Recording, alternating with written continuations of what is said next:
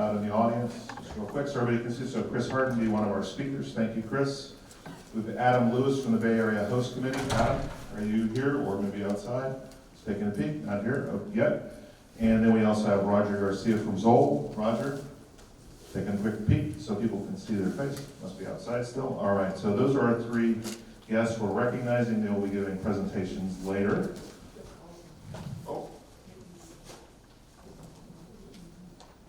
Deb, was it Deb Carlton, AED?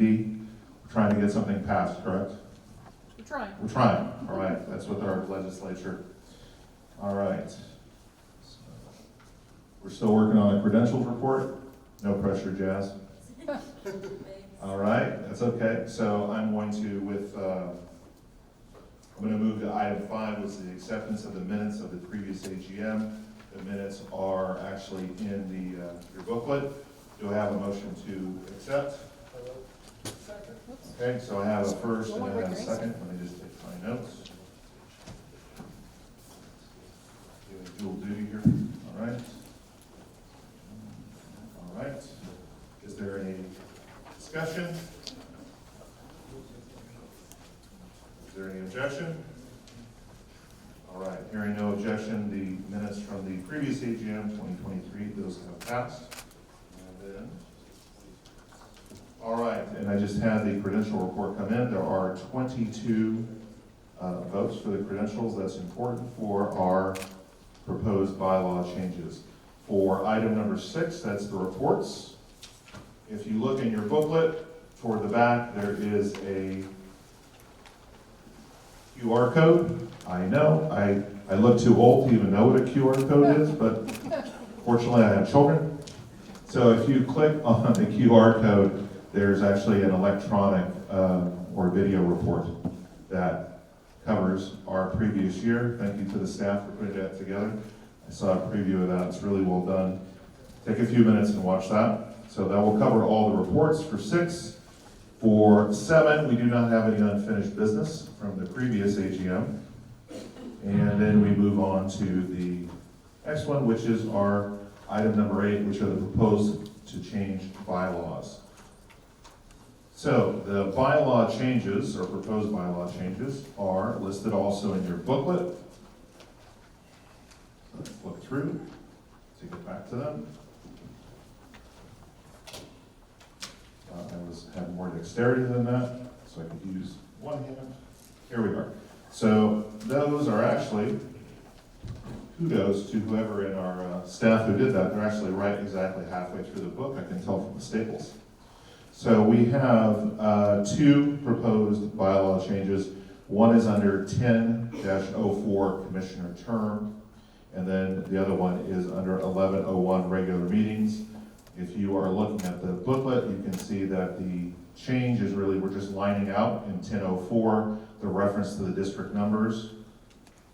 And so what I need is a motion. I need a motion to approve that, right? Or do we just go straight to the vote? Motion? So I need a motion from the floor. So we need a motion from the floor to approve. Motion. Do I have anyone who will make a motion on that? Motion. I have one. And do I have a second? Second? Where are we at? Thank you. We have a second over here. Yeah. All right, is there any discussion? All right, so we'll put it to a vote. Let's see if we can do it by affirmation. Yes.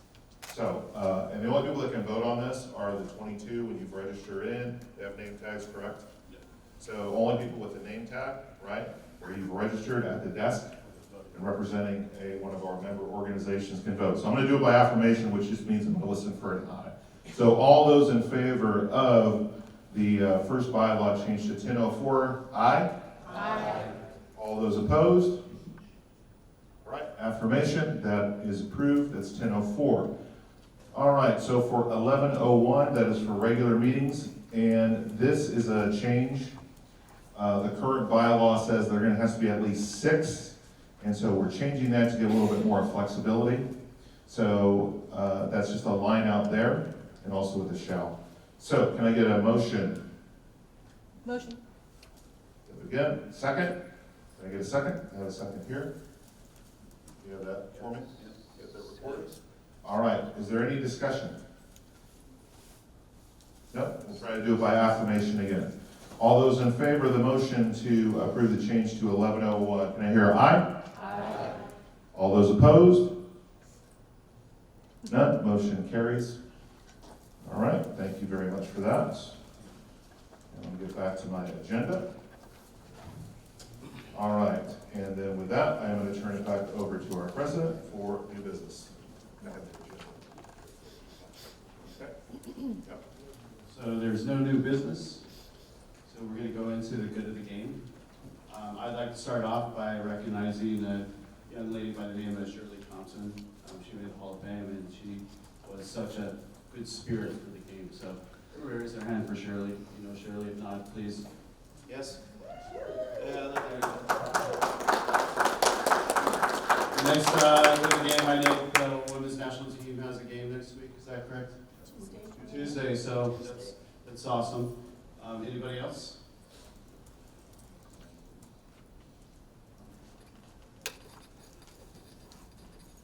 I would just like to welcome everybody to our first face-to-face AGM since COVID. A lot of work was put into it to make this happen, and I'd like to thank the people, the office staff that put this together. And it's good to see everybody and to mingle and to interact with one another and get ideas about your leagues and their leagues. So welcome everyone, and this is just the beginning, hopefully. So. Anyone in the audience? Good of the game.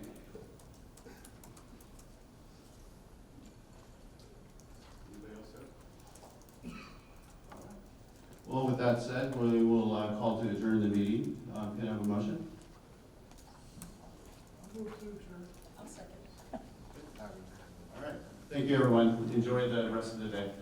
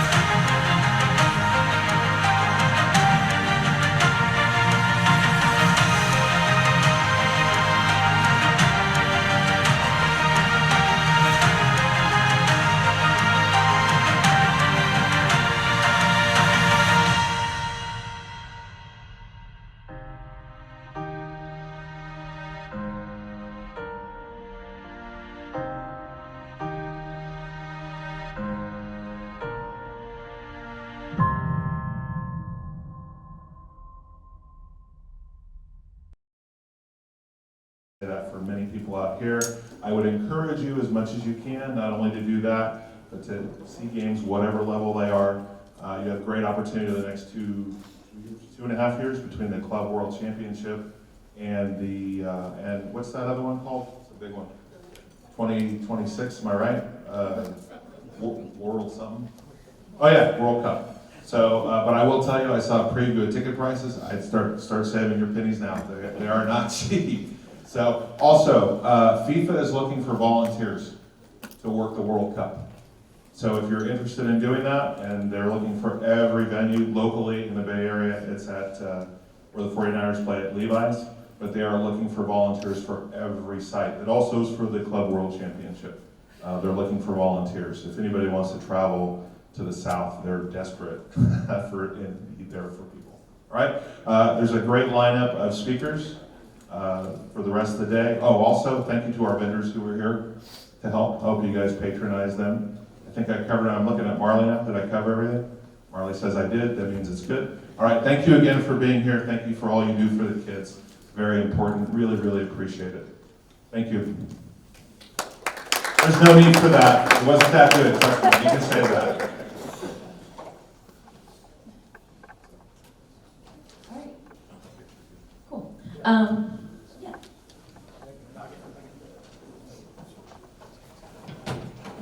All right. We are going to get started with our lineup of speakers for today. So first up, we have Chris Harden from Players Health Insurance. Same goes for me, please. Save them for the end, because this is going to be all jokes and camaraderie. I am a soccer dad, so excuse me, my daughter's playing in a GA game right now, so if I look down and kind of go, oh yeah, get fired up, that's why I apologize. And then a really good friend of mine told me, when your kids get old enough and you travel, I'm from Denver, and you travel, take them with you and go check out schools. So my son's here, so we came out early and we checked out schools. He's a pretty good soccer player as well, and so I am a soccer dad. Work for a company called Players Health. We are an insurance brokerage, and we also have a carrier that we work with as well that's specific in the sports space as well. So we kind of do two things. I have done sports insurance my whole career.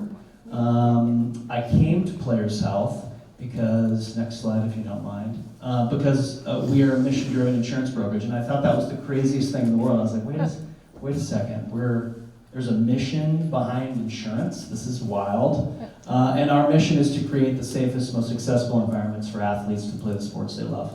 And we do that in two ways.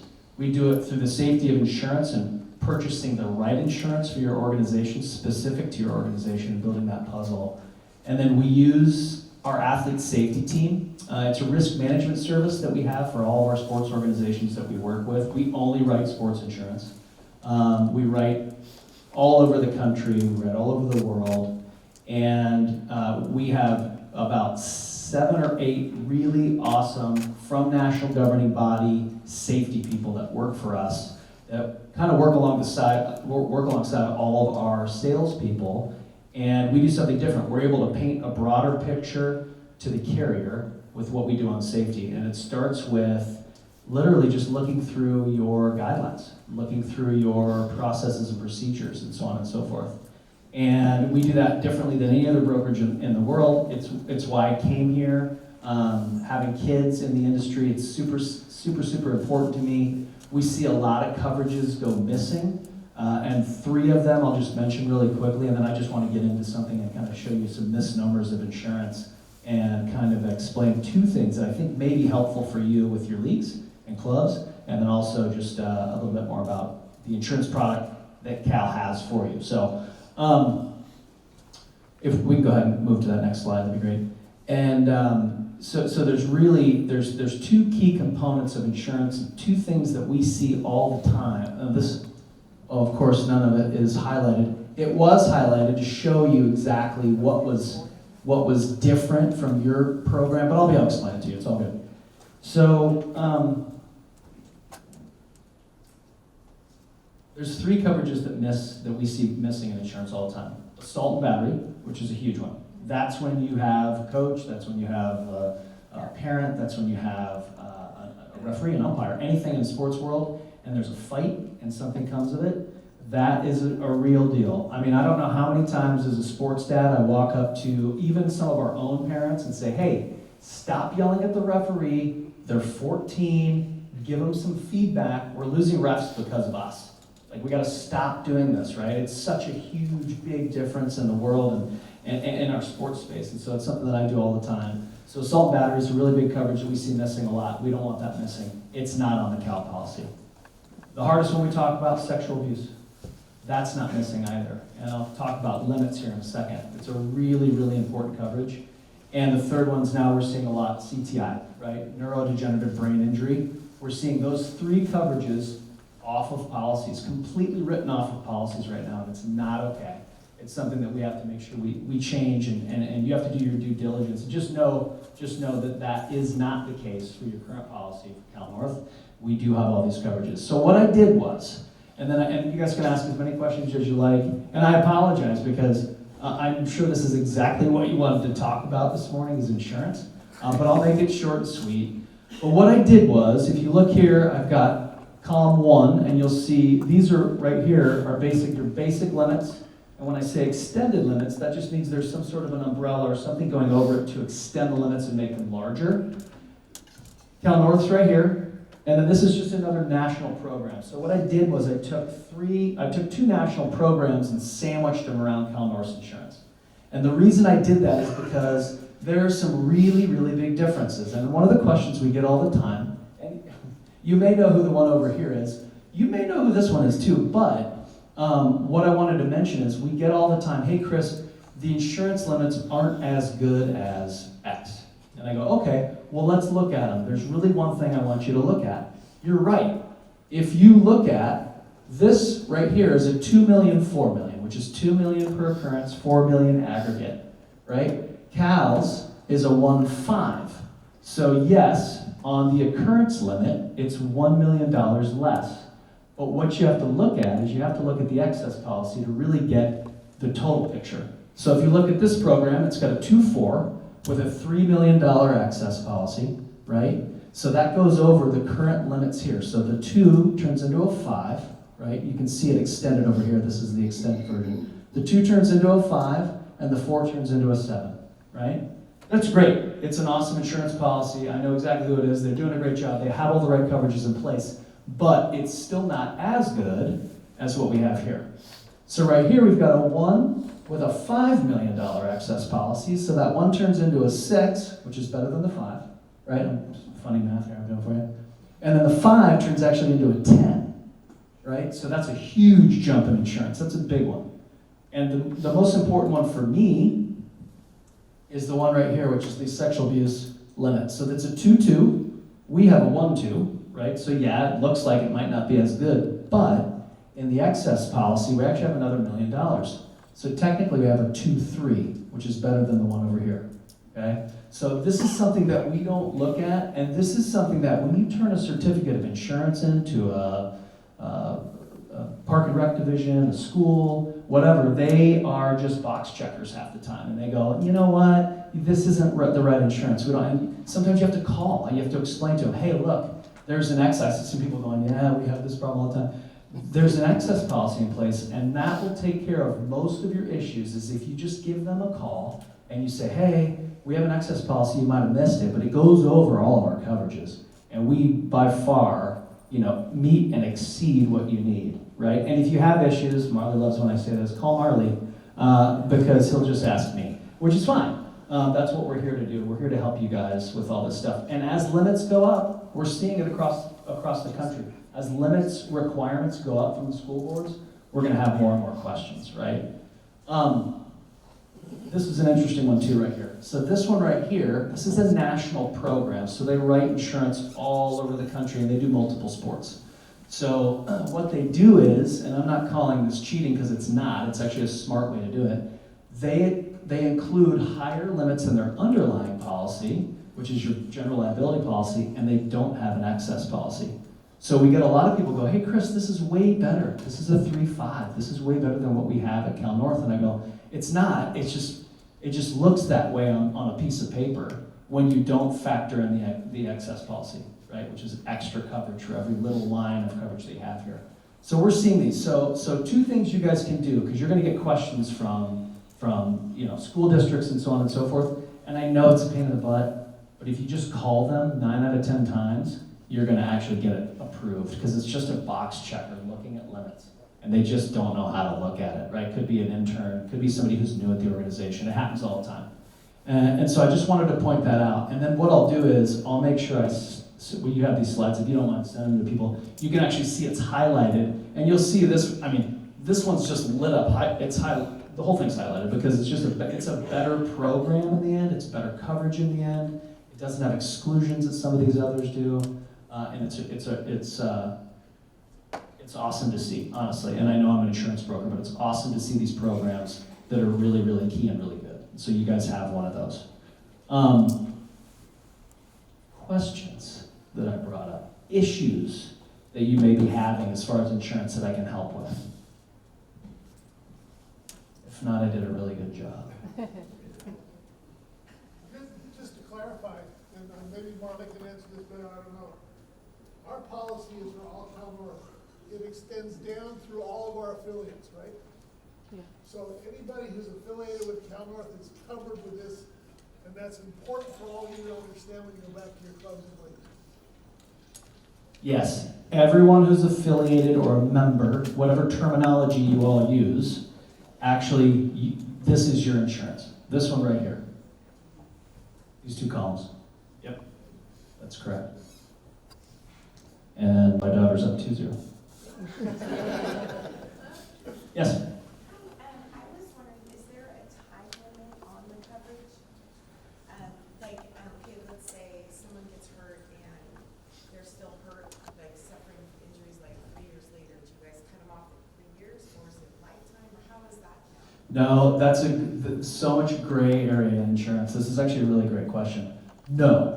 The answer is there is coverage for that person, but what I will tell you is some carriers, not the one we use, which is Great American on the accident insurance policy, some carriers will give you a year or 2 years or 90 days, right? The key component for you all is make sure they file a claim within 60 days of the injury. If they do that, we can do it's called a look back period, and we'll actually go back. This is why we have brokers in this space, where we can go back to the carrier and be like, look, the claim was filed, nothing came of it, it wasn't a big issue. But like as we know, neurodegenerative brain injury comes years later.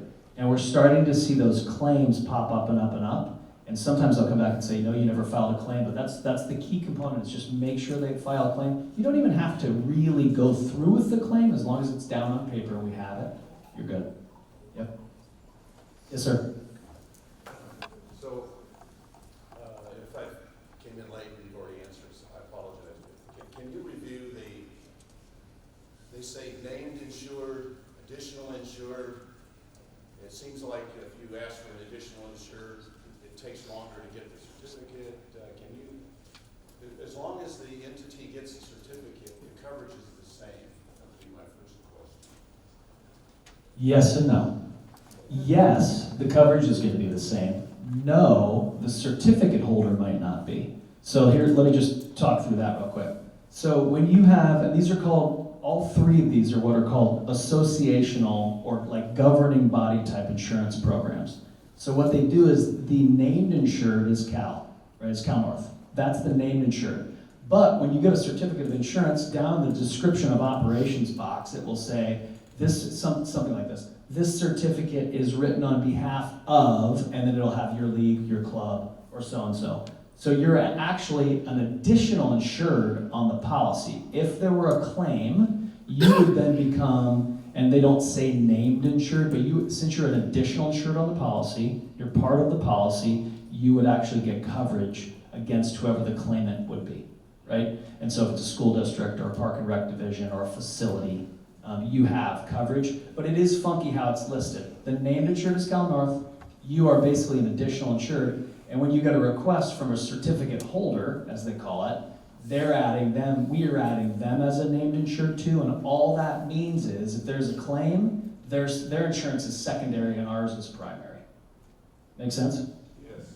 So in my 30 or so years of doing this, our there's never been a claim. I guess that's good news for the insurance, except for injury. And so, following up her question, injury, this policy is not primary. It's only, if the family has health insurance, that's the primary. So if it's Medi-Cal or, some other, even still, they have to process the claim through them first. Yep. So, Just to be clear on that. no. This is a fun one to unpack. Don't get me started on auto insurance. But this is a good one. So here's what happens. When you have an accident or an injury, kids injured during the course of training or playing in a game, you file what's called an accident medical claim. Okay? Totally different policy. The limits the limits are actually down here. These are the limits down here for your policy. I didn't even go up why yours are better there, but they are. But what happens is you file an accident medical policy claim. Okay, it's a secondary medical policy. These are state guidelines and state regulations. It dovetails with if you have a personal medical policy, right? So I have Anthem Blue Cross Blue Shield, right? It's primary. So what it would do is it would actually help pay for my out-of-pocket expenses to get either to my deductible and to my out-of-pocket max at the end of the day. And this happens, if there is more needed, or let me back up one time. If you don't have medical coverage, it actually becomes primary, right? So you can see you have up to all of this insurance right here for a $500 deductible if there is no personal insurance involved, okay? So that's one thing. If there's more needed, if there's major issues, they're going to sue Cal North, right?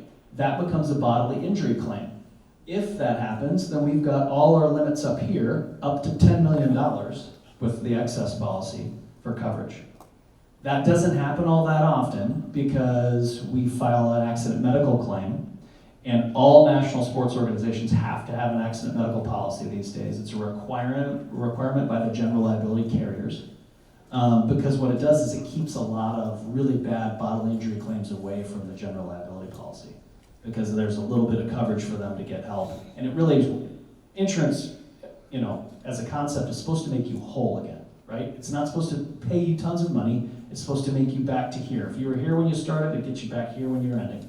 And that's the whole point of that as well. Does that answer your question? Thank you.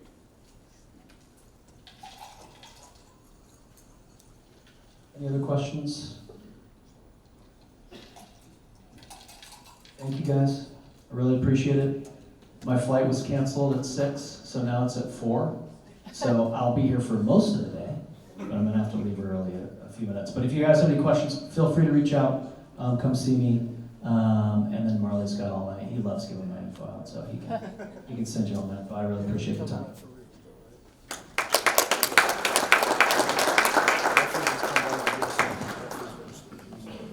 Thank you so much, Chris. And next up, we will have Adam Lewis from the Bay Area Host Committee.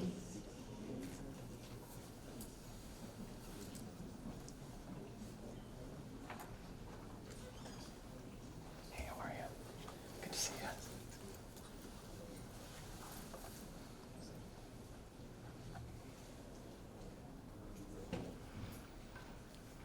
Hey, everybody.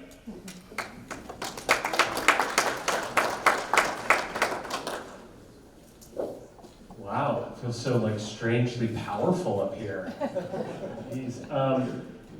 Before I get into it, I want to start off with a very sincere piece of gratitude. So I grew up in Oregon. I had the incredible privilege of playing travel soccer, of playing with the Oregon ODP, and Cal North was always our rival, but we could never beat them. But I just wanted to say that being on the other side of it, I never really recognized how important my coaches and my administrators and people like you spending your Sunday here to make kids' lives better. And I'm a rare case where I had the opportunity to not only play competitively in college, and then we used to be the PDL and NPSL. I don't think either of those leagues exist anymore. But then to also go pro in something else. And so although soccer taught me a lot about being a good athlete, it taught me way more about being a person. And that really kind of starts with you all. So I just want to say thank you. I know sometimes sitting in a conference room on a Sunday that can get lost. But what you're doing here really does make a difference for kids like I was. So I think 13-year-old Adam would be pretty upset if I didn't say thank you. So thank you. Does anybody know what the Bay Area Host Committee is? Can you raise your hand if you've ever heard of us? Couple people? Okay. That's good. That's better than normal.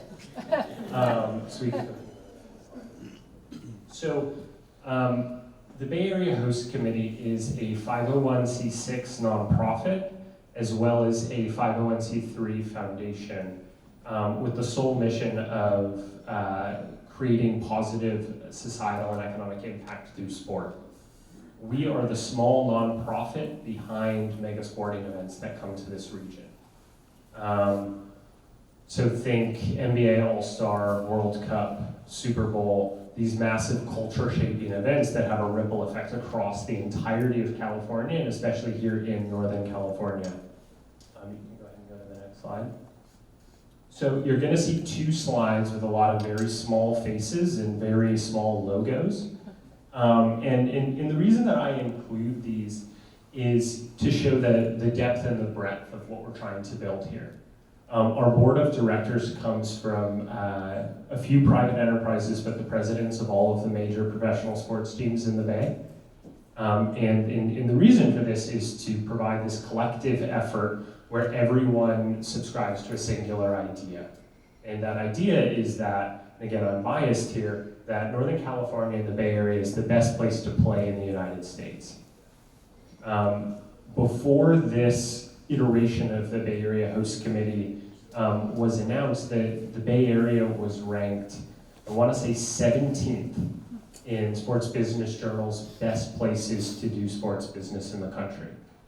We're behind places like Kansas City, Minneapolis, Orlando, and I think that all of us being here in Northern California and being so incredibly entrenched about what this region can offer, not only our youth athletes, but the opportunity to do business here in sports, I think we all recognize that we want to be near the top.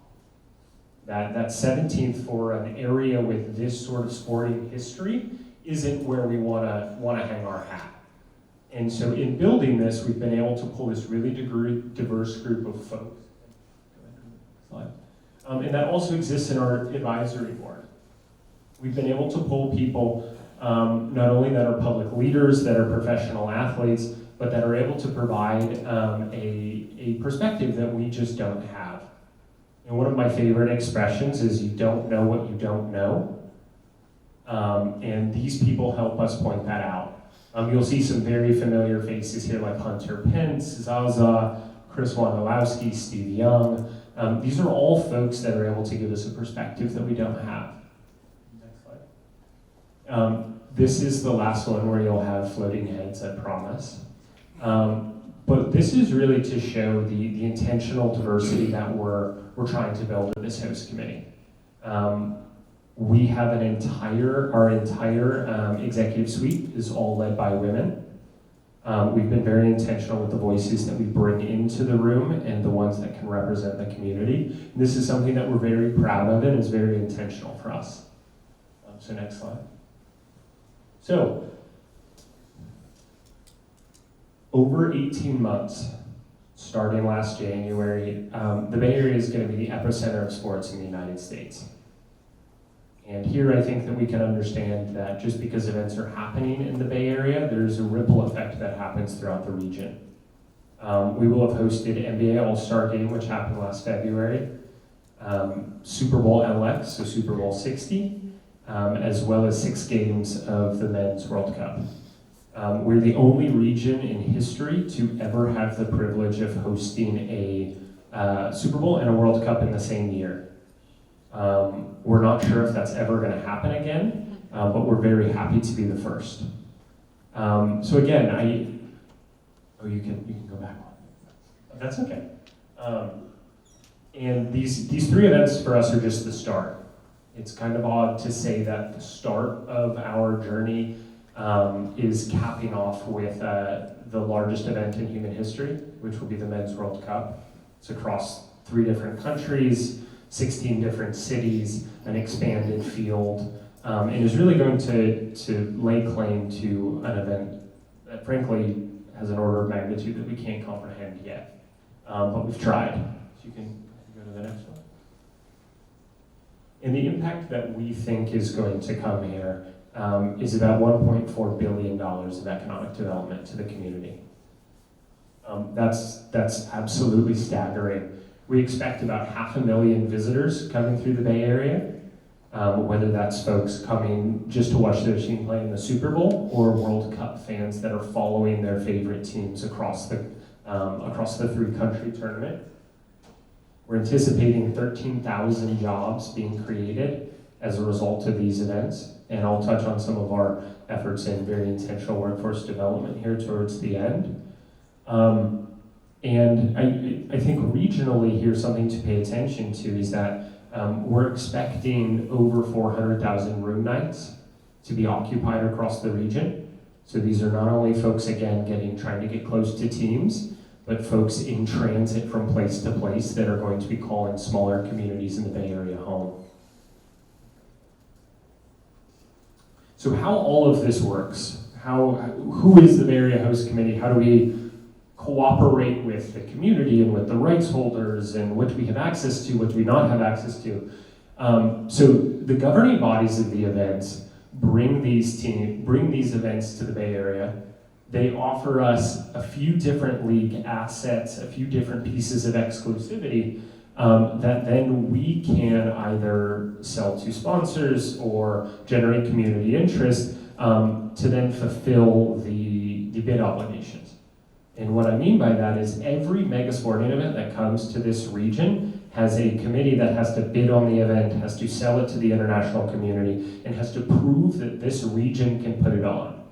And in the Bay Area and across Northern California, we are that commission.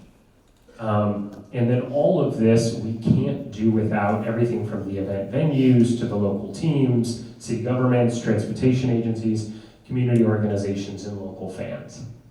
So I'm going to sort of pause there for a second and once again reiterate that we are a small organization. We're a small organization with a very heavy mandate, and that is to execute these world-class events for this community because we think that this community deserves to have them here. And we do that by partnering with these big leagues, with these big international institutions, and we plan on doing that far beyond the Men's World Cup this summer. This is just another slide to really reiterate how all of this comes together. So as you can imagine, there are tons of different cooks in the kitchen before we even get to kicking a ball or throwing a pass on the field. And what we've done is position ourselves regionally, where we work with many of the DMOs and economic development agencies across the Bay Area that then funnel into our different municipalities, so working with the county and city governments of the region across the Bay, and then sort of centralizing in this specific body dedicated to sports. And the only way that we can do that is by uniting all of these different teams and entities around the Bay Area to believe again in that singular goal that this is the best place to play in the United States. So this is the fun part. So my role within the host committee is very focused on sustainability, community impact, and human rights.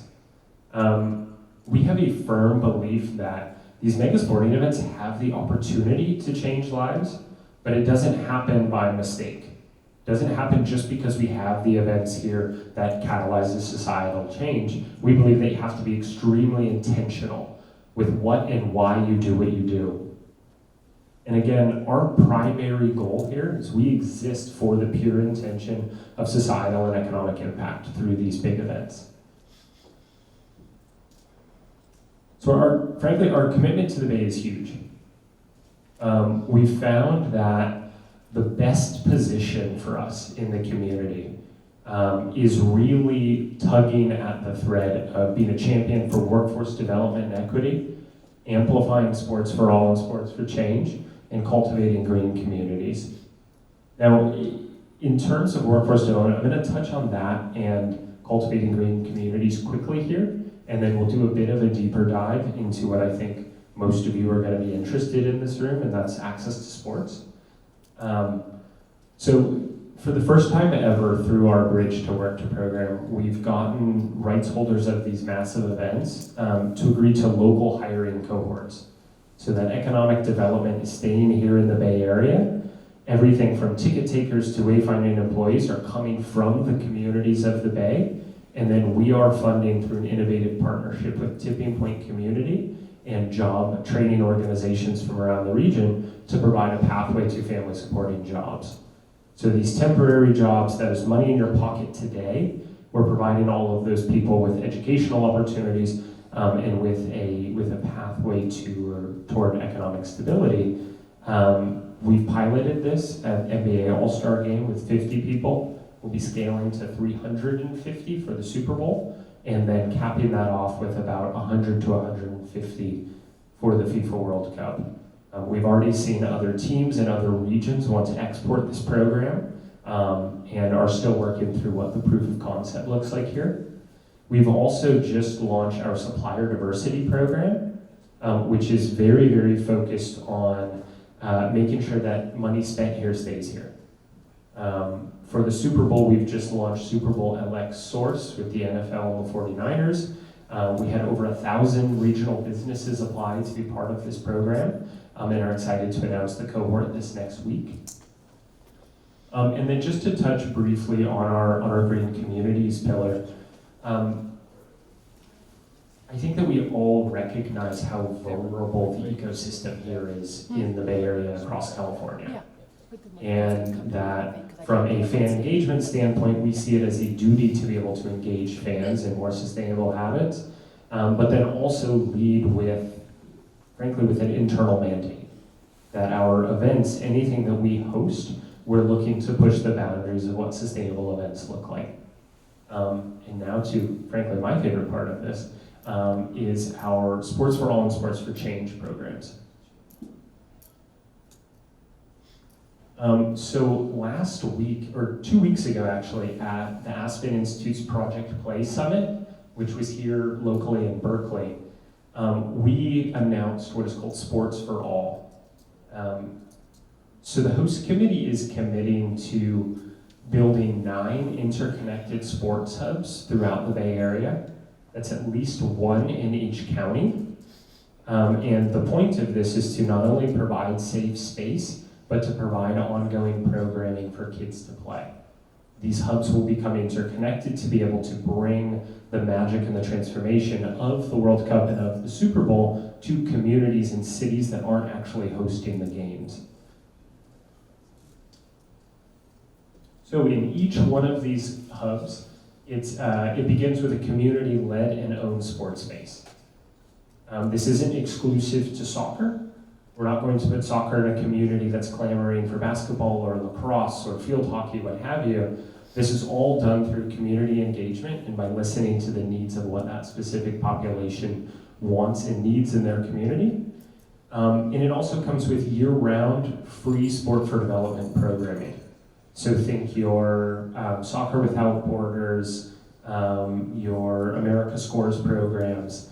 These are folks that are on the ground providing that free programming that can then funnel up into competitive opportunities.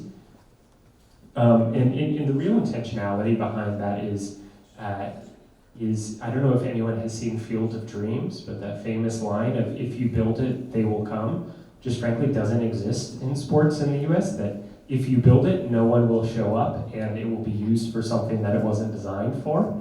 And so we have to program it. We have to program it a lot. We're also bringing into each one of these spaces community leader upskilling. I think it's no surprise to anyone in this room that we have a massive shortage across all levels of trained and qualified coaches, of referees, of administrators, of people that want to do this work. And we want to provide those training opportunities that we can use this as a bonus to bring people into this work. And then fourth and fifth here is really in what we look at as beyond the field. What are we bringing to kids that enhance graduation outcomes, health outcomes, financial literacy, transportation, providing all of the things that provide or that cause kids to have barriers to participation, whether it's at recreation or at the competitive level. And then lastly is interconnectivity. I touched on briefly that a large part of this program is making sure that the transformation of these events are felt well beyond Santa Clara, which is where the games will actually be played, and that kids in Oakland and Santa Cruz and Sonoma and San Francisco are still feeling that transformation, and that mandate is able to trickle out to the entire region of Northern California. We have some formatting issues, which are always fun. This is just another slide to very much so reiterate why these spaces are designed the way that they are. Our first goal here is to create this ecosystem where each thing feeds into a connected community. We're catalyzing sports participation by offering free culturally specific programs in those neighborhoods. We're building leaders' capacity to keep those programs sustainable.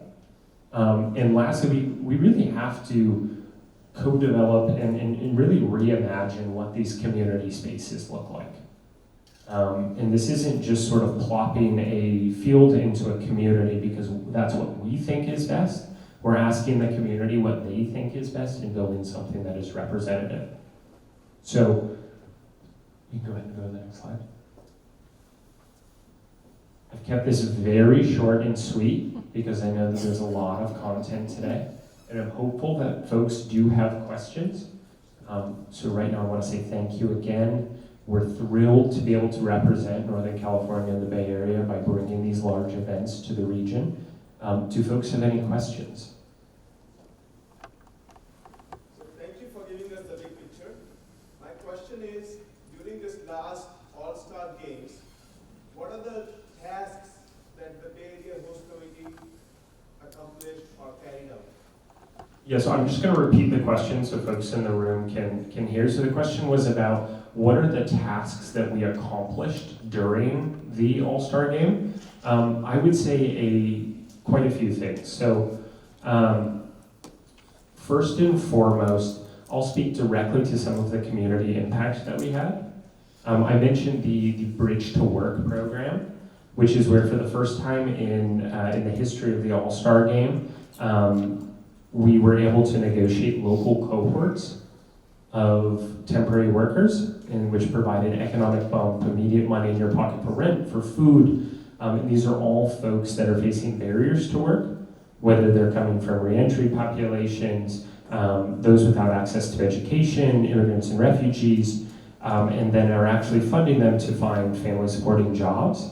That was a pilot program that we ran this past February.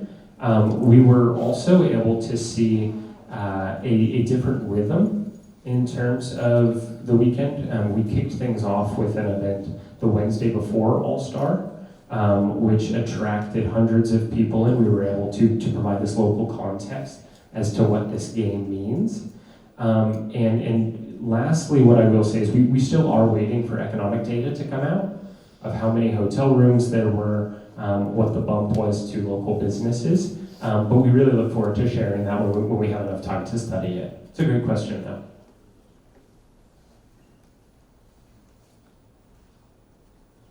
I'll add on to it. I have a question about how the Bay Area Host Committee works. Like, are you working with the Legacy Foundation that's going to be set up for the World Cup? Because that's a separate pocket of money that's intended to support similar initiatives.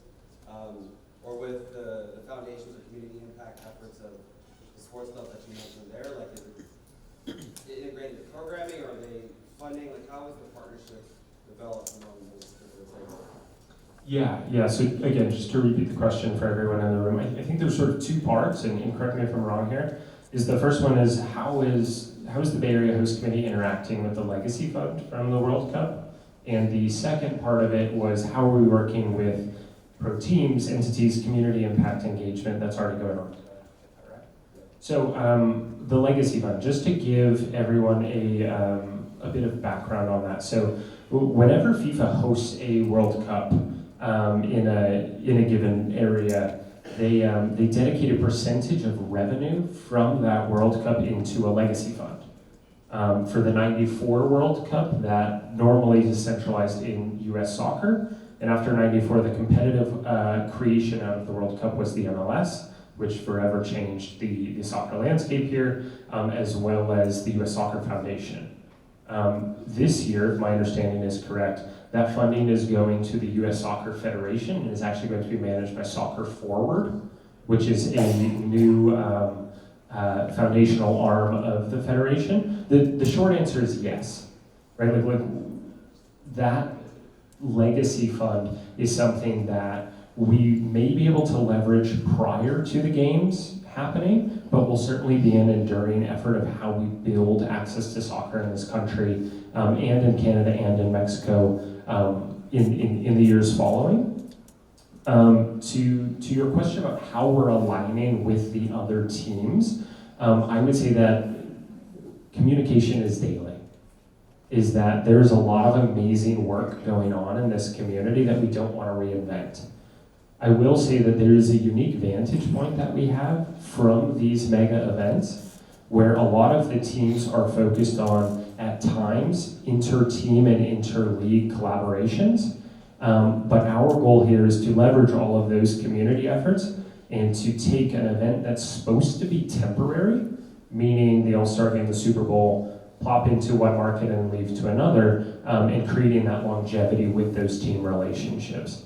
From a funding mechanism, which I believe is sort of the last part of your question, we're almost exclusively privately funded. Which, as you can imagine, these events are very expensive, and so we're constantly looking for those partnerships. It's a great question, though.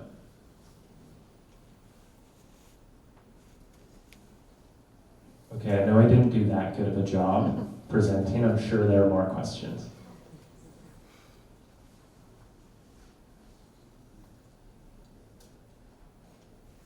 But if there aren't, I will pass it over to Jazzy. Thank you so much for having me. Really appreciate it.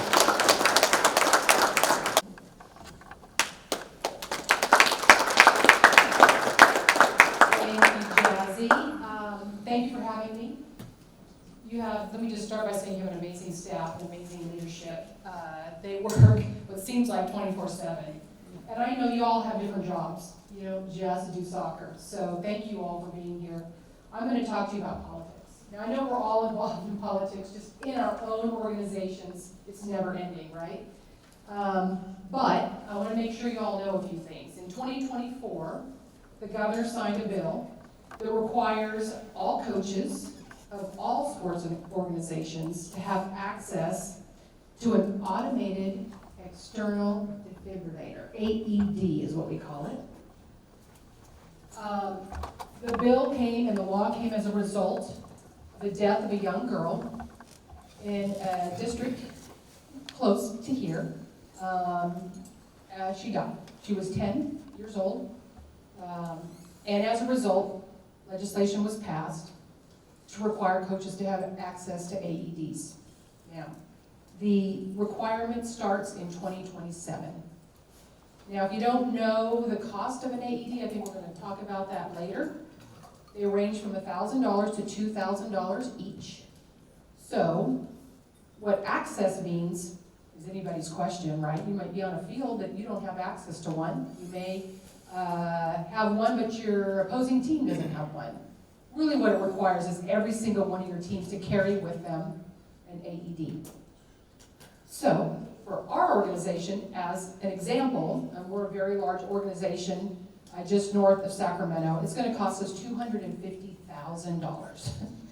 We have already started to budget for it, putting money away. But, as Marley and his staff has learned, other organizations have no clue that this exists. Other sports have no clue that this exists. This year, the same legislator is also writing a second piece of legislation to require very specific training, not just in AEDs, but other sorts of safety issues. So you're gonna add the cost of education onto that as well. Jazzy and a member of our organization testified at a hearing recently. Now, we know that AED law already went in place. We're not gonna be able to change that or stop that. But that was the only platform we had to talk about the cost of organizations. What I do for a living is I lobby, not for sports, but a different organization, and I coincidentally had come across this requirement. It was never announced. There was no opposition to it. We asked the legislator afterwards, why don't you talk to at least your local sports organizations? He said that wasn't his job. He also said it's not his job to help you find any money for it.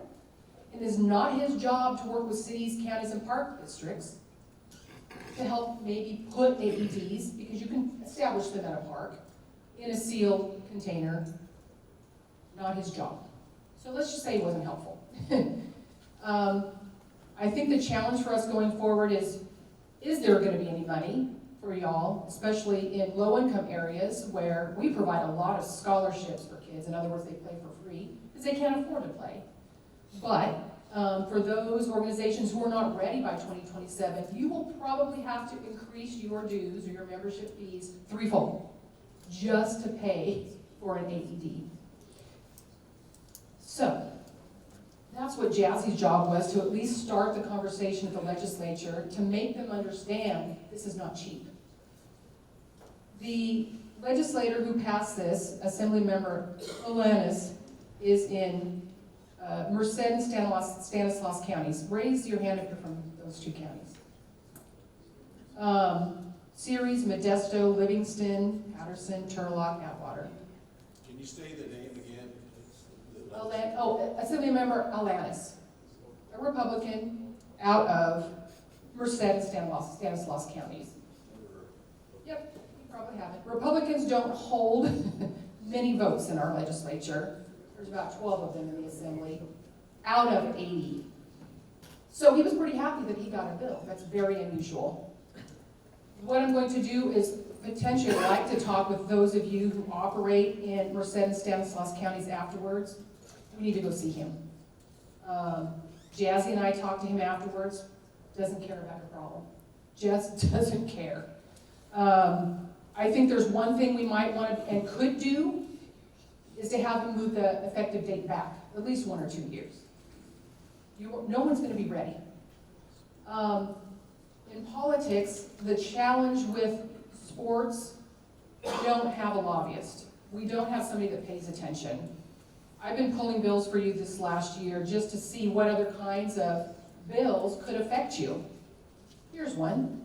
AB 749 would create a state commission for sports organizations with the premise there are a lack of standards in sports.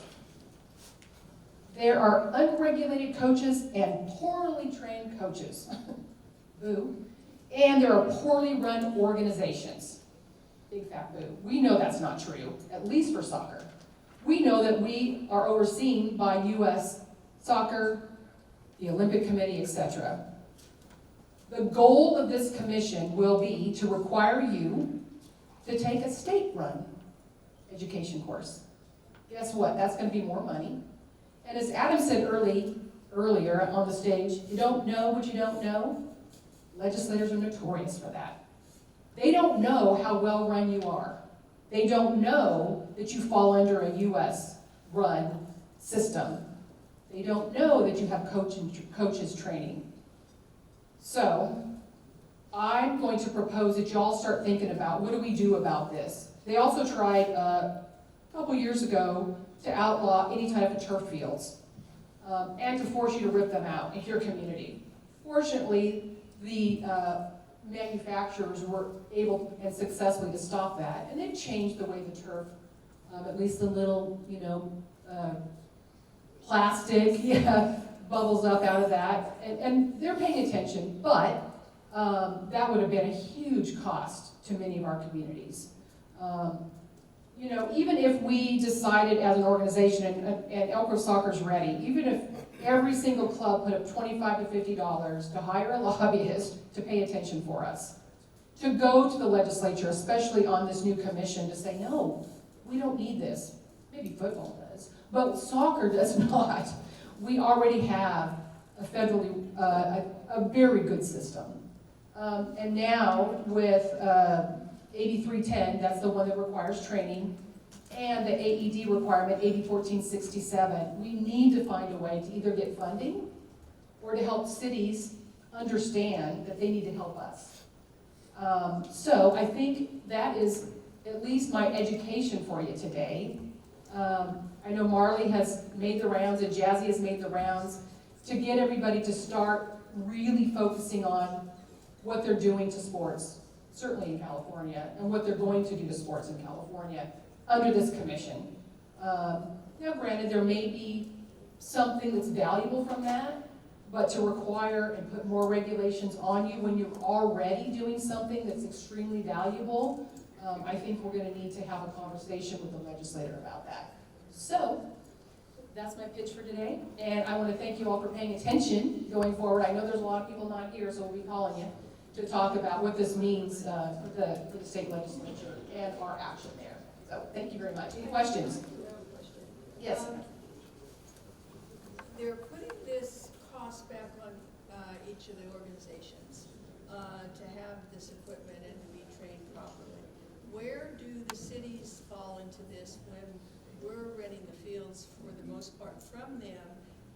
Wouldn't their liability be such where they would have to buy into this and perhaps put these AEDs in the different locations that they're renting fields? Yeah, so the question is, where do the cities and the park districts fall in the requirement to put some of these AEDs at their fields?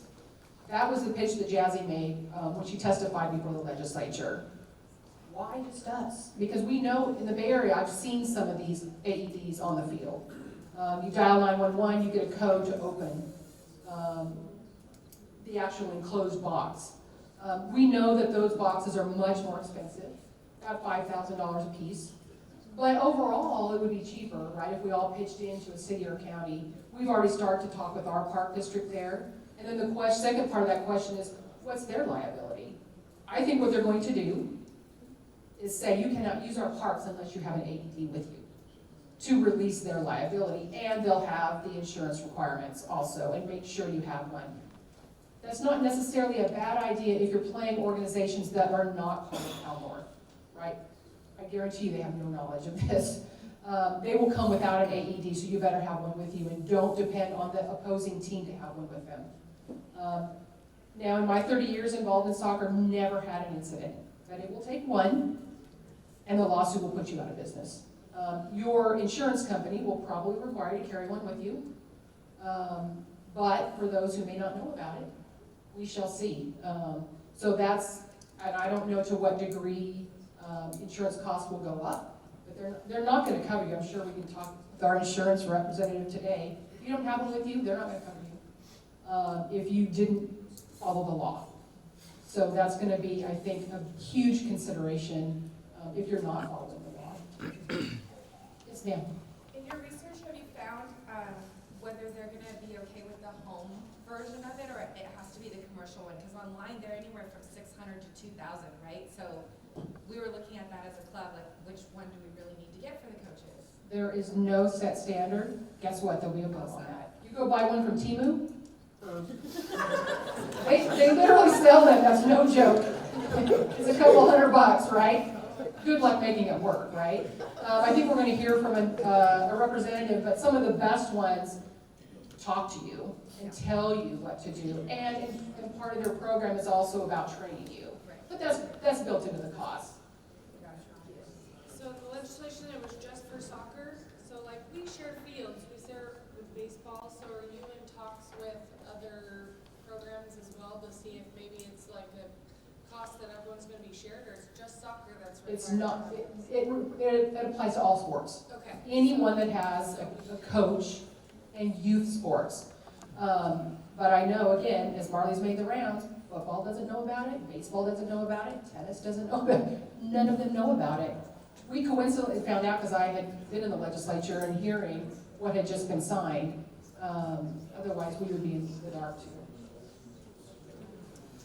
Yeah, I just want to add to this from my own club's perspective. I'm with Sunnyvale Alliance, and we have an AED. We've gone through that process and to actually have it and try to make it available. And it is a challenge to manage that. And what we realized both in these conversations, and we're also dealing with a massive turf issue in our city and county, is that our state, our county, our city politicians have no clue what the realities are for organizations like the ones that you all see. Like, it's a real thing out there. Like, they think they know, they have no idea. And once they hear from you and your members in numbers about how many kids are impacted by the sports you put out, they start to realize, oh, this was a good idea, but we need to provide some support to actually help you implement this, or it's going to be a massive failure. And so that's super important to what Deborah's saying about having someone who knows what's going on at the state level, at the city level, whatever governs you, at the school board level, if you're working in schools, but also talking to every other sports organization that's in a similar boat to try to find ways that you can communicate together. Because we were screwed when it came to turf in our city until we brought together rugby, cricket, every other soccer organization, and brought them to city council, and they realized this is a much bigger impact than we thought it was going to have. Maybe we need to slow the brakes on this. So you are, that summarizes so perfectly. Legislators, local city, they just don't get it. Somebody member Alana said to us as we talked to him afterwards, you don't have to have one for every coach, just bring it out to the field. Well, we're on 50 fields. We don't play ourselves, we play other organizations. The liability is huge. Again, never experienced this situation with a death, and it was very unfortunate for this family, but you don't want to take the chance that the opposing team is going to bring one with them. You just don't want to do that going forward. And so we have to come together. If there's anything that an organization like Cal North can do is to bring us together and have a united voice. Unfortunately, in politics, and especially in the legislature, if you don't have a lobbyist, if you don't have the money going into politics, they ignore you. They've ignored us for years because we haven't been there. But I would say, and part of Jazzy's testimony was, you just awoken a sleeping giant. We are not going to stand by and let you do this to our children that need to play. And the cost is unfortunately part of running an organization. So you have to have it at practice. Thank you for clarifying that. You have to have the AED at practice, and you have to have it at the game. Any other questions? Yes. Why can't we work with the state so state provides this kind of funding for these devices? The state's broke. Cities are broke. Park districts charge us to use their fields. I mean, that's going to be our pitch to our local park district. At least spread the cost to all the sports organizations using your field. We're going to pay for it one way or another, but maybe it'll be cheaper if they put it on the field for everybody to use. Again, in Elk Grove, we're in over 50 fields. So, it's going to cost them a lot of money, but overall, that would be much more economical for us. Yes.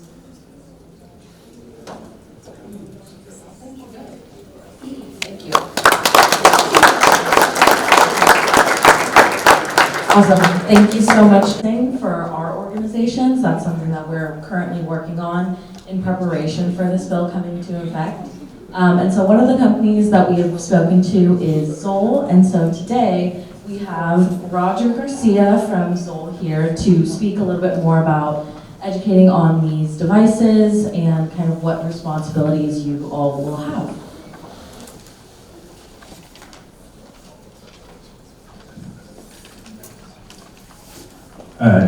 Good morning, everyone. I'll be placing this guy right here. I appreciate everyone's time. My name is Roger Garcia. I live in Sacramento, California, just an hour north of Manteca. And I've been with Zoll for about 5 years. And so today what my goal is to just give you guys a high-level overview of AEDs and CPR awareness.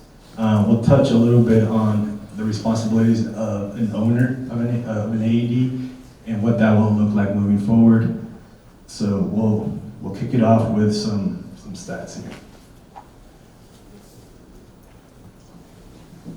Give us 1 second, sorry. We're gonna start with the nice video.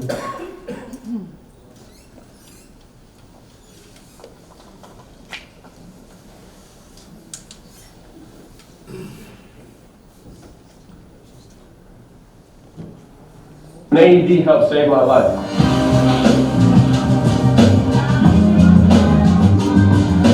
What's going on, everybody? I'm Damar Hamlin. I'm here with Gold Medical today. Here in New York City, showing that anyone can be a hero. Anyone can save a life. So let's get it. So this is exactly how my life was saved on the field. It's gonna tell you exactly what to do. You're doing good. Good job, big sis. Round of applause for them.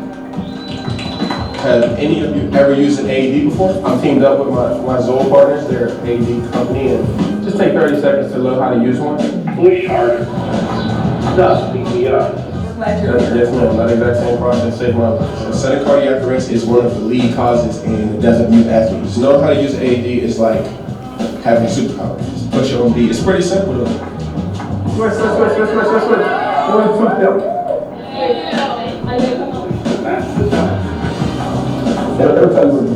Start CPR. To be able to partner with a company like Zoll, being able to teach people how to be a superhero, makes me be able to feel like I'm living a life worth living.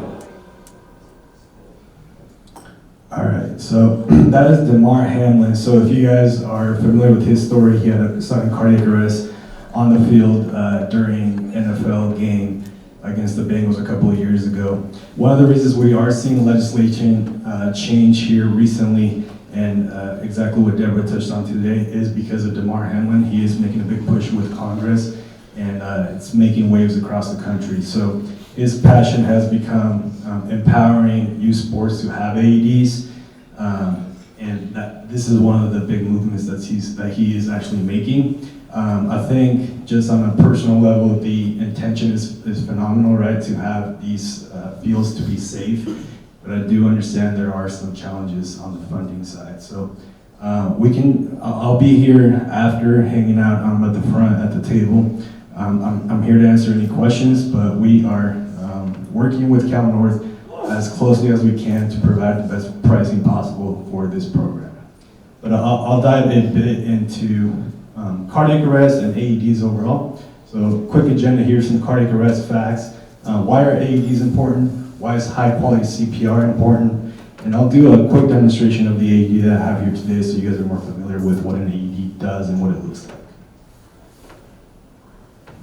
All right, so this slide is not meant to scare anybody, but it's more of a factual situation here. So sudden cardiac arrest is the leading cause of death globally in the United States and in youth sports.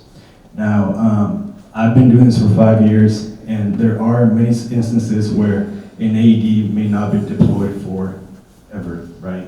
The average lifespan of an AED is about 8 to 10 years. We replace AEDs often that were never deployed. That is the goal of the AED, is to sit on a wall and hopefully never be used, but it only takes that 1 second when someone goes into cardiac arrest where you do need that AED, right? So, leading cause of death in youth sports. What's really important during a cardiac arrest is timely intervention. Clinically, you have about 10 minutes to survive a cardiac arrest. If any of you guys have any family or friends that are first responders, you may know that average EMS response time is probably closer to 12 minutes. In really remote areas, it can lengthen up to 20 minutes. So if clinically we have 10 minutes to survive a cardiac arrest and all we are doing is calling 911, our survival rate is very low. Now, if someone does begin CPR, either on a child or a parent or a coach at the field, your chances of survival with CPR only are about 5%.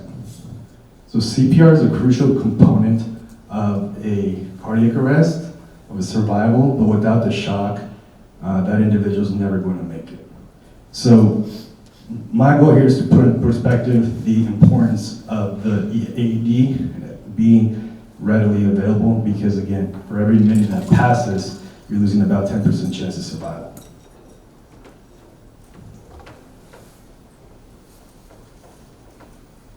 high quality CPR. So most of us have gone through some sort of CPR training every 2 years. But of course, in the event of a cardiac arrest, there's a lot of adrenaline going. It takes a lot of confidence, a lot of poise to provide high quality CPR. Even for a first responder, a paramedic, EMT, or an ER, these folks, CPR is monitored. There's a machine and there's a technology that tells them how hard they need to push. Well, that's super important for us in this room, the lay rescuer, for something to coach us on how to do CPR, because it is indeed really difficult to push 2 inches on a person. So high quality compression is very important. What that means is, in cardiac arrest, the heart is essentially fluttering. It's no longer in a sinus rhythm. So what happens is the heart kind of starts flooding itself, right? It starts choking itself out. Well, by us giving high quality compressions, we become a manual pump, and we're keeping oxygenated blood to the brain and to the vital organs. So high quality CPR is incredibly important, but that also couples with the AED. A very interesting stat is that when someone is actually a victim is in cardiac arrest, only about 50% of them need a shockable rhythm right out of the gate, but 100% of them need high quality CPR. If someone is receiving CPR, but it's only about 1 inch of depth, it's not doing anything for that victim. So let's say EMS arrives 10 to 12 minutes later, they're pretty much showing up to a dead body. It's not a viable patient any longer. So high quality CPR will keep that brain and the body alive for longer, and then the shock will then reset the heart for that victim to survive. Oh, sorry, 1 second. So in the last slide, we saw this top chart here, which is for every minute that passes, you lose about 10% chance of survival. On the bottom chart here, when you're doing high quality compressions, 2 inches of depth, again, you're keeping those vital organs in that brain alive. You can see how the survival rates diminish a lot slower. Even at the 10% mark, let's say EMS shows up at the 10%, at the 10-minute mark, you're still looking at about 60% chance of survival. Where in contrary, if you don't do high quality CPR and you don't have an AED, you're at 0%, right? All right, so full transparency here, there are obviously other AEDs out in the market. Today, my goal is to make you guys aware of AEDs, CPR awareness. We started this presentation with the Mark Hamlin's video because it's incredibly powerful. It grabs your attention and it kind of brings it brings importance to the matter, right? So today I'll kind of just go over our AED, which we're very proud of being able to donate a few of these to Cal North, and I'll just go over some of the features that we offer in this AED specifically. So this AED here is the Zoll AED3. It's kind of the latest and greatest AED on the market. It does have a colored touchscreen, so it's super easy to follow, regardless of the first language of the user.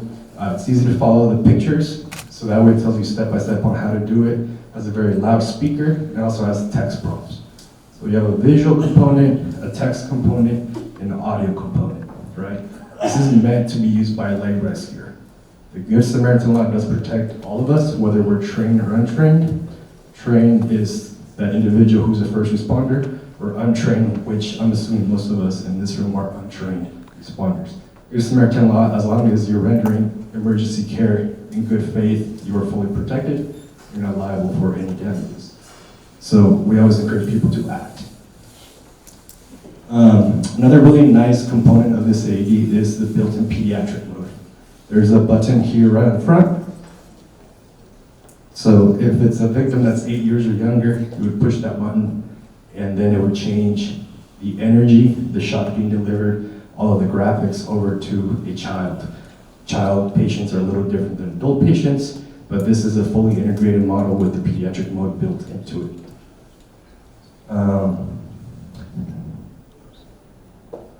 Pads and batteries, it's a consumable, it's another part of the cost of the AED.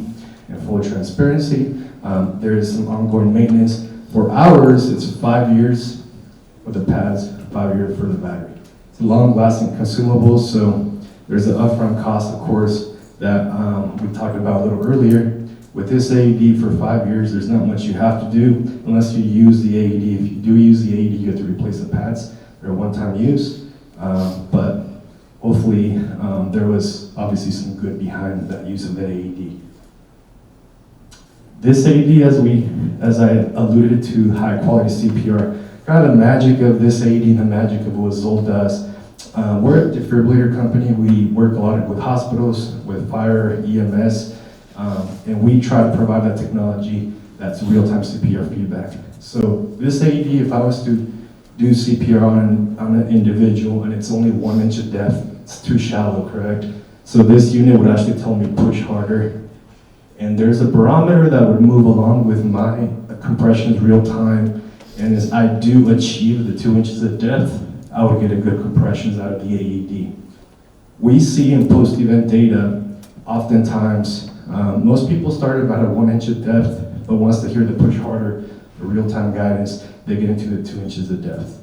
And a lot of time I use an analogy of driving down the highway, empty highway, and imagine I say, hey, go 78 miles an hour, but no speedometer, right? It's difficult unless you know your car really, really well, you know the motor and the rumble of it, it's very difficult. So now we're asking people to do CPR, who've never done CPR in their lives, to do high quality CPR with no guidance. This is the equivalent of that speedometer in your car, right? We're the only AED who offers that technology, and we are very proud of its impact that it makes in survival rates. So that's a little bit about this AED. Again, full transparency, there are other AEDs out there. We're very, very fortunate and honored here to partner with Cal North today and donate a few of these AEDs. We'll be raffling off a couple of these AEDs today, so stick around. I have one more slide, I believe. Yes, so if you guys are interested in watching that video, we saw to start off the presentation, there's a full page. It's an entire microsite dedicated to AEDs and youth sports and everything that DeMars Hamlin is doing across the country. It's anyonecanhelp.com. And if you have any questions for me, this is my contact information.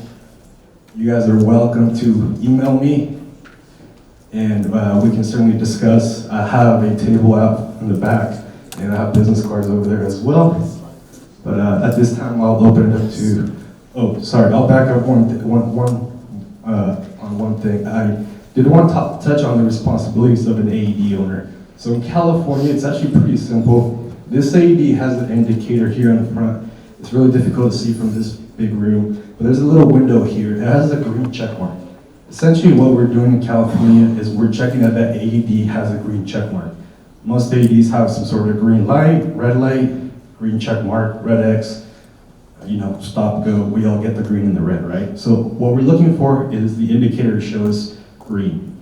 If the indicator shows us green, we want, that's a passing grade for that AED, and we have to do that once a quarter, every 90 days in California. The second component to that is that we have to log it. So we can do something as simple as an Excel sheet or a Word document, but there's got to be some sort of documentation that somebody checked that AED and that indeed it passed every 90 days. Outside of that, these devices are very intuitive. They check themselves, they turn themselves on, they check their internals, pads. A lot of other stuff gets done by itself. What we're looking to do as owners of the AED is checking for that check mark every 90 days and logging it. So pretty simple. That's it for me. Does anyone have any questions? Yes. Once you, if you had to do it at the field, and once you start CPR with the machine, do you continue until first aid gets there, or is that how you have to? Yeah, I'll repeat the question for everyone. Question was, if you are giving someone CPR, do you continue until EMS arrives? The answer is yes, unless the individual awakes, and then you would stop, right? But if the individual hasn't become awake yet, you continue CPR until EMS arrives. We've seen instances, stories where people do CPR for 20, 30 minutes until EMS arrives, right? And if that's the best you can do, that's the best you can do. Once EMS arrives, they will have professional equipment, something a little bit of a higher grade that they will then place on the victim. Does it tell you to stop if you're supposed to stop? It does not, you're never supposed to stop unless, so if I'm doing CPR on a victim and the victim awakes and they're talking and they're conscious, that's kind of your cue, right? Then you would stop. Otherwise, you continue to be giving CPR until EMS arrives. Yes, there were. And maybe clarification, you're doing CPR, but the machine will tell you to use the machine if they need to be shocked, right? Correct. These devices, again, are incredibly intuitive. Once you put the pads on the victim, they start reading the heart rhythm. And one misconception that we see a lot of it because of Hollywood is that these devices can shock someone.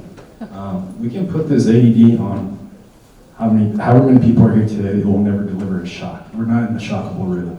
So you can't hurt someone by putting the AED on a patient, right? If you see someone go unconscious, collapse, the goal is to act and put the pads on them. It could very well be dehydration, overheat, it could be something else, but by placing the pads on the victim, it's not going to hurt them. The AED will analyze, and if there isn't a shockable rhythm, it will say no shock advice, and that's it. Any other questions? Yes. So, if your pads and your batteries have a 5-year life, I mean, how much does it cost to replace the pads and battery? Good question. Pads and batteries have a 5-year life. Question is how much does it cost to replace those? Currently, today, as we all know, there is inflation, and 5 years from today, I couldn't tell you, but today's price is about $200 for the battery and about $185 for the pads. So, if you had this as a backup, and you use it in the last 10 years, you'd have, call it $3,000 worth of cost over 10 years, or $300 per year for a 10-year life. And then your cost to use would be about $200 after you replace the pads. Yeah, essentially the cost of the unit will be about, let's just round it up, let's say $400 every 5 years. If you keep it for a 10-year period, you're looking at about, you want to even round up to $1,000 with, inflation and price increases, things like that. So that's over a 10-year lifespan of the device, correct? So you're looking, let's just say $2,000 for the device, which 2,000 is actually high.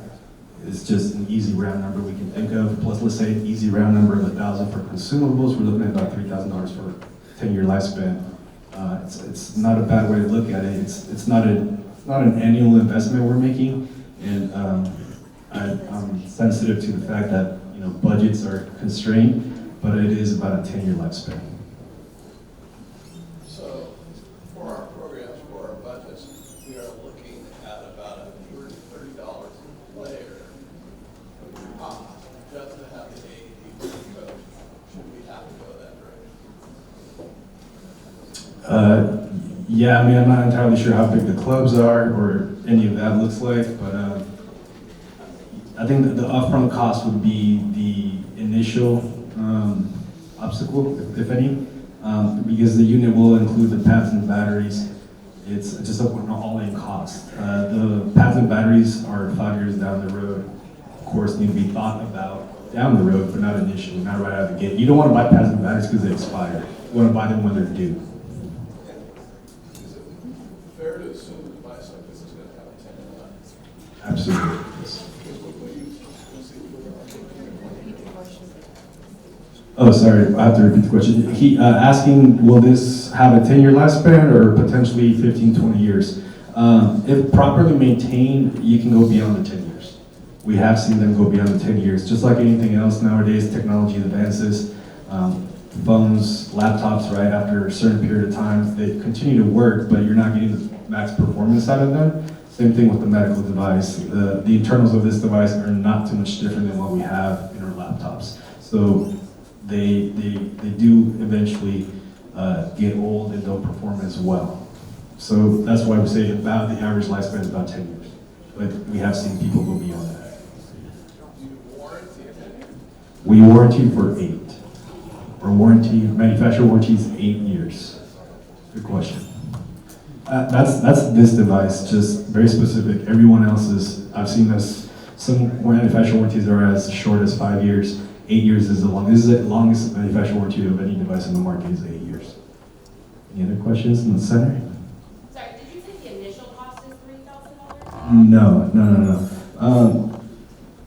Hard for me to jump into pricing, of course, but it is not $3,000. I would say it's more around $1,500-1,700 for the device. That's just a ballpark. And do you guys offer the training too? So we have like a coaching meeting?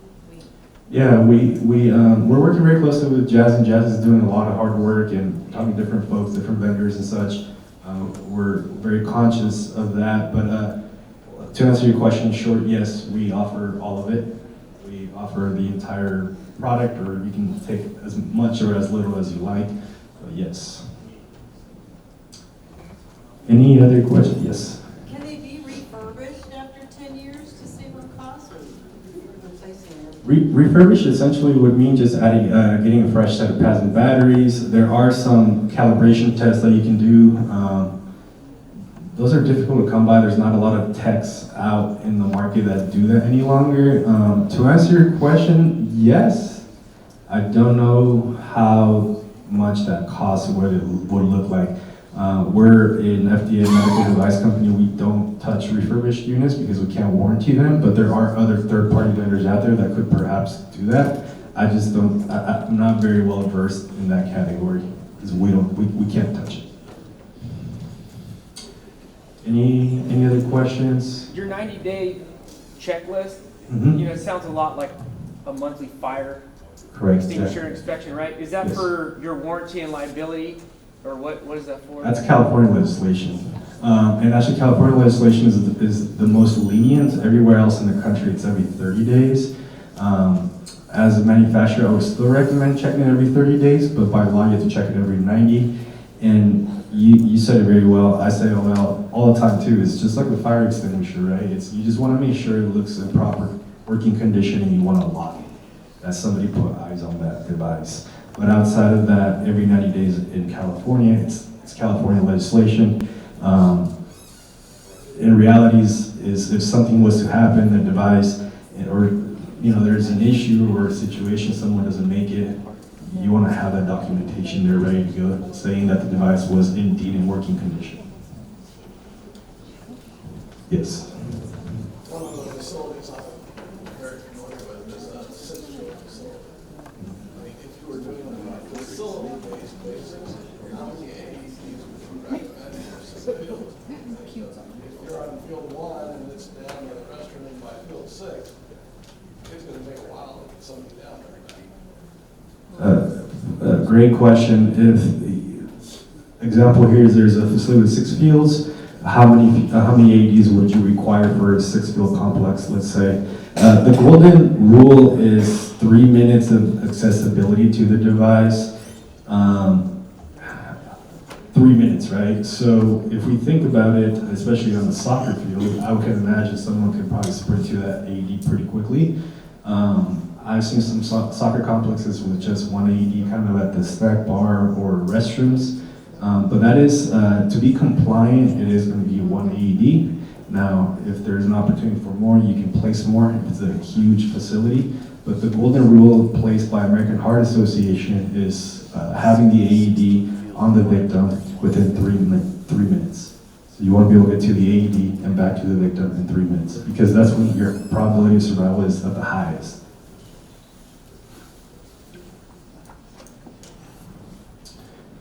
Any other questions?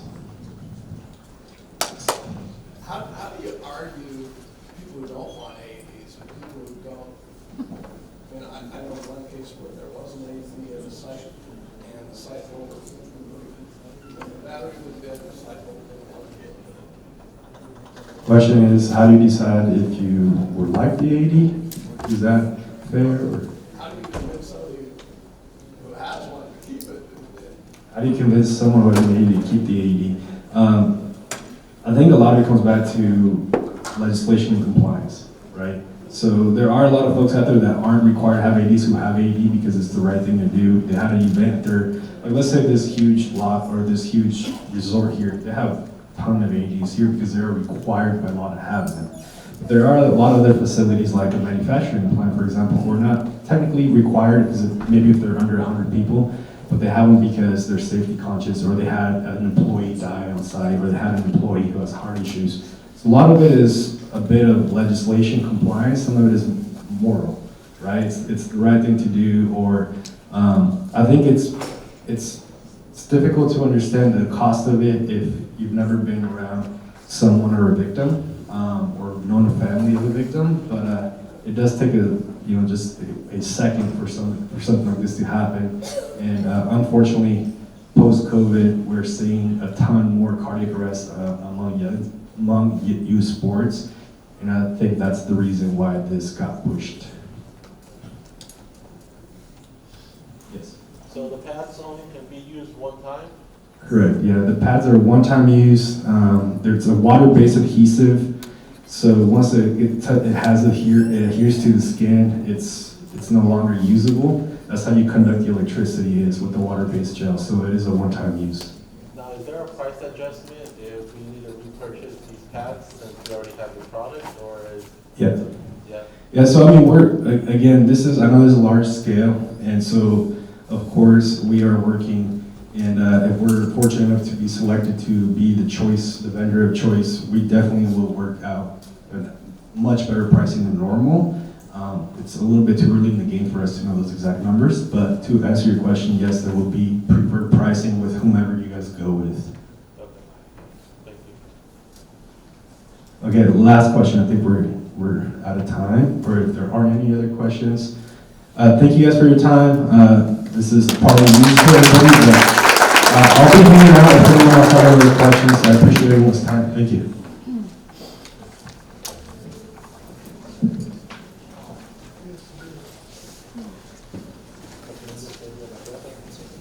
All right, everybody, we are right at 12 o'clock, so I think, are they up there? Okay, so lunch should be getting ready here. So we'll have people at the doors collecting your lunch tickets from you, and then you'll be able to get your lunch. There are little to-go boxes, so feel free to eat in here. Feel free to walk around the vendor village and enjoy your lunch. So. Oh, right here. See where Edgar is in the green. Yeah, he will collect your tickets.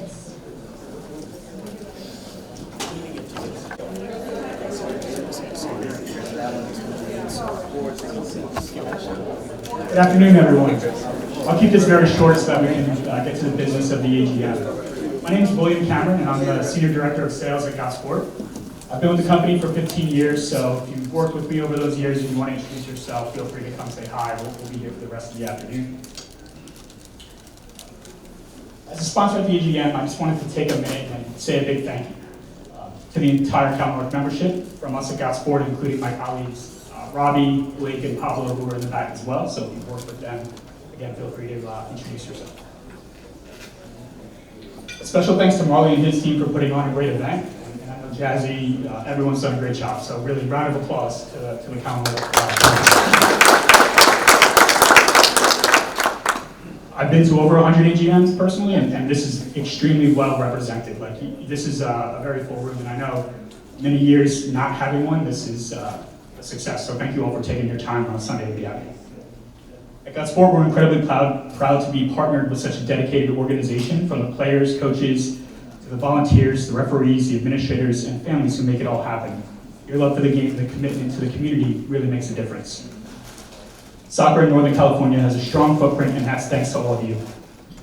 You're out here every weekend, putting in the time, building up the players and future leaders by creating a space where soccer can thrive. At Gosport, our goal is to our goal has been always to provide support to the people that make the game possible. We're a proud partner of Cal North to help streamline behind-the-scenes administration so you can focus on what really matters, growing the game and letting the kids have a good time. So thank you, not just for being great partners, but for all the energy and the support that you put into the sport. We're excited for the seasons ahead. We're honored to be on this journey with you all. feel free to join us from the Gosport side. We have a breakout room in the back there. We have a few sessions on general updates, some best practices for clubs and for leagues as well. So you're welcome to do that, and I know there's other great breakout sessions soon. So thank you again, and look forward to speaking with you soon.